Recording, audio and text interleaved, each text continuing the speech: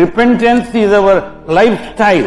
ప్రతి నిమిషం కూడా నడుస్తున్నప్పుడు ఎక్కడో తప్పటడుగు వేస్తాము. ఐఎమ్ సారీ అని చెప్పాలి, మళ్ళా ఆయన అడుగులో అడుగు వేయాలి. కనుక రిపెంటెన్స్ ఎప్పుడో సంవత్సరానికి ఒకసారో ఎప్పుడో ఏడుపు వచ్చినప్పుడు ఓ ప్రభు అని అరగంట ఏడ్చి మళ్ళా ఎప్పటికాలి ఇట్టి అన్నట్టు బతికితే అది బుద్ధి లేని క్రైస్తవం అంటారు. అని చెప్తేనే బులే క్రైస్తవం అని.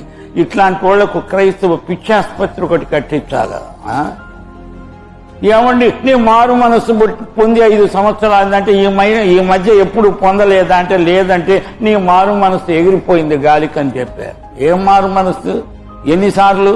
జీవితం అంతా మారాలి మారాలి మారాలి. మనము మారుతూనే ఉండాలి. యేసు రూపము మనకు 100% వచ్చే వరకు నీవు మారుతూ ఉండాలి. ఆ మారడం నీలో లేకపోతే నిన్ను పక్కన పెట్టేసే.